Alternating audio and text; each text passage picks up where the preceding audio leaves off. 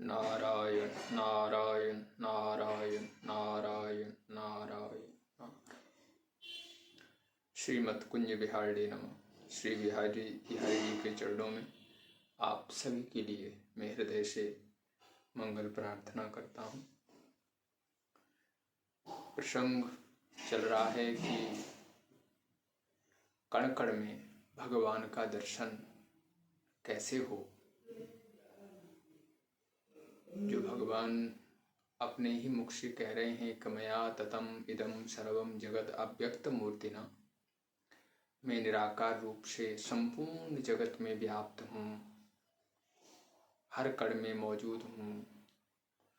तो इसकी अनुभूति कैसे हो, उसी पर ही भगवान ने अपने ही श्रीमुख से कुछ साधन बताए। तो उन साधनों पर चर्चा चल रही है। उसमें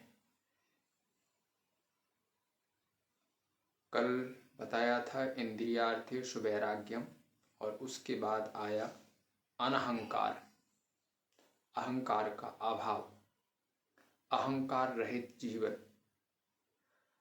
तो इस पर हम लोग चर्चा करेंगे, लेकिन बीच में हमारे मन में आया कि हमारी ईश्वर में दृढ़ निष्ठा कैसे हो,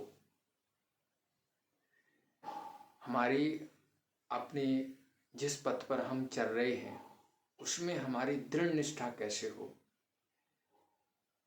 इस पर कुछ चर्चा की जाए, क्योंकि हम कई बार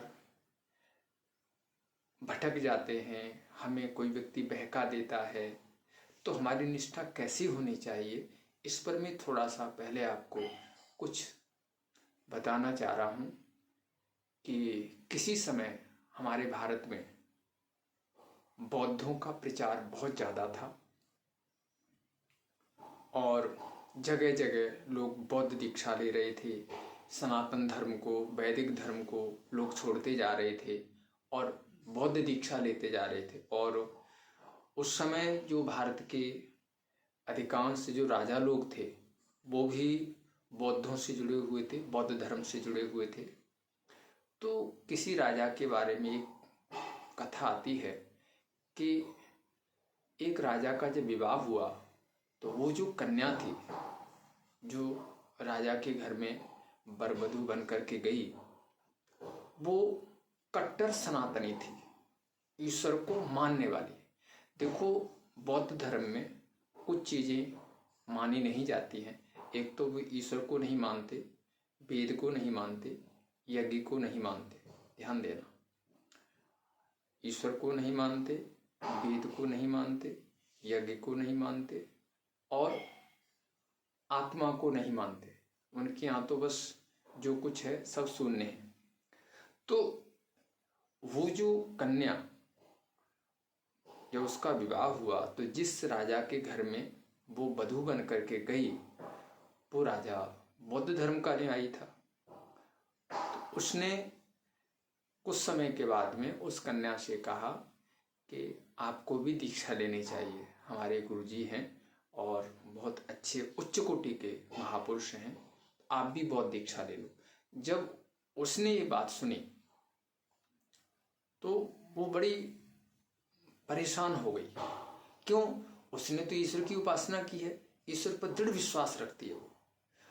तो उसने एक बार को ये तो नहीं कहा कि नहीं लेंगे, लेकिन उसने ये कहा कोई बात नहीं, हमें थोड़ा सा समय दो, मैं कुछ समय तक आपको बता दूंगी और कब लेनी है दीक्षा। तो उसने राजा को तो इस प्रकार से टाल दिया। अब वो इस विचार में रहती है, ईश्वर से प्रार्थना करती है कि प्रभु, मैं आपको छोड़ना नहीं चाहती, मैं वैदिक धर्म को छोड़ना नहीं चाहती, मैं वैदिक धर्म में ही निष्ठा रखती हूँ।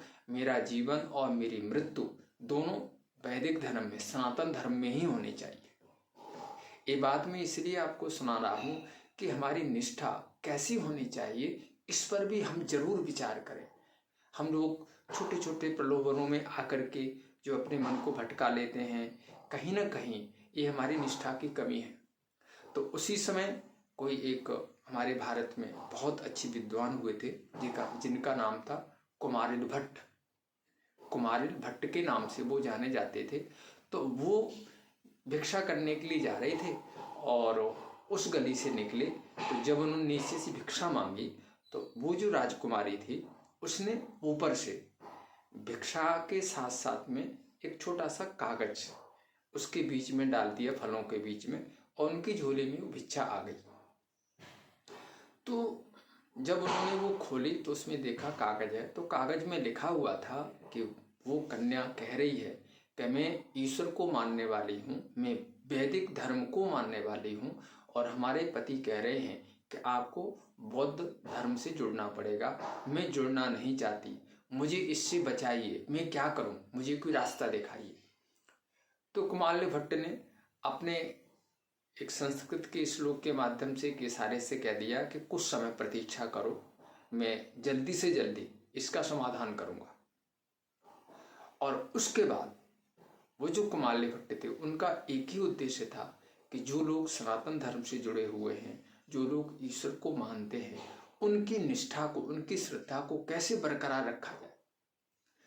तो उन्होंने विचार किया कि बौद्ध धर्म को हराना ऐसे तो बहुत मुश्किल है, तो पहले तो वो छुप करके बौद्ध भिक्षु बन करके और बौद्धों के जो आचार्य थे उनसे सारी कुछ उनकी जो पढ़ाई थी वो की, और एक दिन उसी राजा के राज दरबार में आए।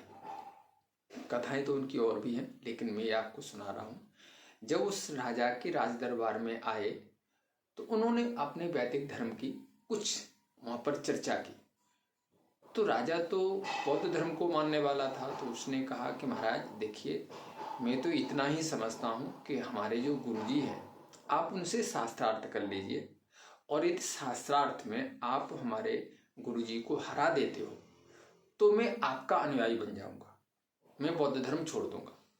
और यदि आप हार जाते हो तो जो भी हारेगा उसे मृत्यु दंड दिया जाएगा, जो भी हारेगा शास्त्रार्थ में उसे मृत्यु दंड दिया जाएगा। कुमारिल भट्ट ने इस बात को स्वीकार कर लिया।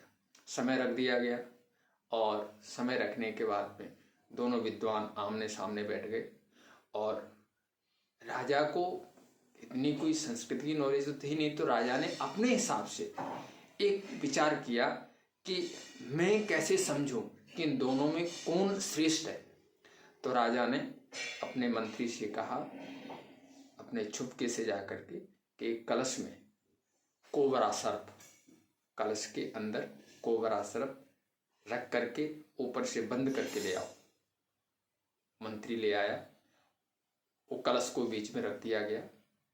एक तरफ कुमारिल भट्ट बैठे हुए हैं और दूसरी तरफ जो महाराज थे उनके गुरुजी, जो बौद्धों के आचार्य, वो बैठे हुए हैं।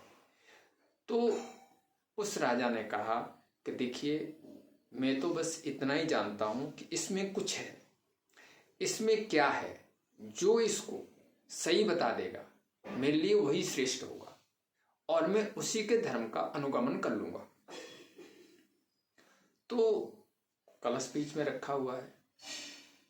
तो महाराज ने कहा कि पहले कौन, किससे पूछा जाए। तो कुमारिल भट्ट ने कहा, पहले आप अपने गुरुजी से पूछिए कि इसमें क्या है। तो जब उनके गुरुजी से पूछा गया तो वो भी एक सिद्ध थे, वे साधारण नहीं थे। तो उन्होंने आंख बंद करके देखा तो उनको पता चल गया कि इसमें सर्प है। तो उन्होंने कह दिया, बौद्धों के आचार्य ने कह दिया कि इसमें सर्प है। तो राजा बड़ा गंभीर रहा, कहा महाराज आप बताइए, आपके हिसाब से क्या है इसके अंदर। इन्होंने तो कह दिया सर्प है। राजा मन ही मन में बहुत खुश हो गया कि हमारे गुरुजी की जीत तो पक्की है, और जीत नहीं है तो हार तो है ही नहीं। तो देखिए सनातन धर्म कितना महान है, ईश्वर को मानने वालों की क्या महानता होती है। मैं आपको ये बात यहाँ पर विशेष रूप से बताना चाह रहा हूँ। जब कुमारिल भट्ट से पूछा गया कि आप बताइए इस कलश के अंदर क्या है, तो कुमारिल भट्ट ने ध्यान लगा के देखा और पता चला इसमें सर्प है। उन्होंने मन ही मन विचार किया, यदि मैंने भी यही बताया तो जीत हार का तो फैसला होगा ही नहीं, ज्यों का त्यों मामला रह जाएगा। तो बताते हैं, उन्होंने ईश्वर के साथ में एकात्म भाव किया, उस परमात्मा के समष्टि चेतन के साथ जुड़े जिससे सारी सृष्टि होती है, और उसके साथ जुड़ करके एक संकल्प किया कि ये जो सर्प है, ये सर्प कमल के पुष्पों का हार बन जाए। ऐसा मन में संकल्प किया। ये जो सर्प है उस परमात्मा से प्रार्थना की कि प्रभु सारी सृष्टि आप ही बना रहे हो, चाहे वो जड़ है चाहे चेतन है, सारी सृष्टि आपसे ही प्रकट हो रही है, सारी सृष्टि के रूप में आप हो। इसलिए मैं ये प्रार्थना करता हूं कि ये जो सर्प है ये कमल के पुष्प का हार होना चाहिए। और जैसे ही उन्होंने संकल्प किया और उसके बाद महाराज से कह दिया कि महाराज इसमें कमल के पुष्प का हार है, तो राजा तो बहुत खुश हो गया कि हमारे गुरु जी तो जीत गए। तो उन्होंने कहा ठीक है, इसमें जो भी है यदि हार है तो वो आपके गले में पहनाया जाएगा, यानी आपको आपके ऊपर ही उसका प्रहार किया जाएगा, आपकी मृत्यु अवश्यम भावी है। राजा ने सभी के बीच में उसको खुलवाया और खुलवाया तो बड़ा हैरानगी, राजा भी हैरान हो गया कि ये क्या, उसमें से सर्प तो नहीं था, कमल के पुष्प का हार निकला। राजा ने मंत्री को बुलाया, इसमें क्या रखा था? बोले महाराज सर्प रखा था। ये कैसे हो गया? तो कुमाल्य भट्ट से पूछा ये कैसे हो गया? बोले ईश्वर की विशेषता है कर्तुम अकर्तुम अन्यथा कर्तुम समर्थ हो। ईश्वर सब कुछ कर सकता है, जो कर सकता है, जो करना चाहिए वो भी कर सकता है, जो नहीं करना चाहिए वो भी कर सकता है। महाराज मैं यही आपको बताना चाहता हूँ कि जो हमारा सनातन धर्म है, जो वैदिक धर्म है, जो जिसमें ईश्वर के बारे में वर्णन है, उसमें ये महानता है कि जो उनसे जुड़ जाता है वो इस सृष्टि में जैसा चाहे वैसा परिवर्तन कर सकता है। और ऋषियों ने, महापुरुषों ने ऐसा किया भी है। तो अब उनको पता चला कि भाई अब मृत्यु रखी गई थी, जो हारेगा उसको मृत्यु दंड दिया जाएगा। अब राजा अपने गुरु को कैसे मृत्यु दंड सुनाए? तो कुमाल्य भट्ट ने कहा कि मैं आपसे कुछ मांगना चाहता हूँ, अब मैं जीता हूँ तो मुझे कुछ आप दीजिए। बोले क्या मांगना चाहते हैं? बोले बस मैं इतना ही चाहता हूँ कि आप अपने आचार्य को भारत से बस बाहर निकाल दो, इनको मानना नहीं है, और आज के बाद में सनातन धर्म की स्थापना होनी चाहिए। ये जब उन्होंने कहा तो कहा किसी को भी मारना, हिंसा करना अच्छा नहीं है। तो मेरा कहने का मतलब ये है कि अपनी जो निष्ठा है, और उसके बाद में वो जो कन्या थी उसने सनातन धर्म को स्वीकार किया, वो तो पहले ही सनातन धर्म में थी, महाराज को भी सनातन धर्म से जोड़ दिया, ईश्वर से जोड़ दिया। तो अपनी निष्ठा को अपने देवता के प्रति, अपने धर्म के प्रति बड़ी मजबूती से पकड़ के रखो। छोटी छोटी बातों में आपकी निष्ठा जो हिल जाती है, ये नहीं होना चाहिए। आपको पता नहीं है सनातन धर्म, वैदिक धर्म कितना महान है, कितनी इसमें विशेषताएं हैं। इसलिए आप तब तक विश्वास कर लो जब तक आपको पता नहीं चल रहा है कि हमें इसी पथ पर चलना है, चाहे कोई कैसे प्रलोभन दे। ईश्वर कृष्ण से बढ़कर के और कौन हो सकता है? राम, कृष्ण, शिव, इनसे बढ़कर कौन हो सकता है? आप इनसे अपना मन हटा करके यदि छोटे छोटे देवताओं में भटक रहे हो तो एक तरह से हमारा ये पतन है, इससे बचो। आज इतना ही। जय जय श्री राधे, श्री राधे, श्री राधे।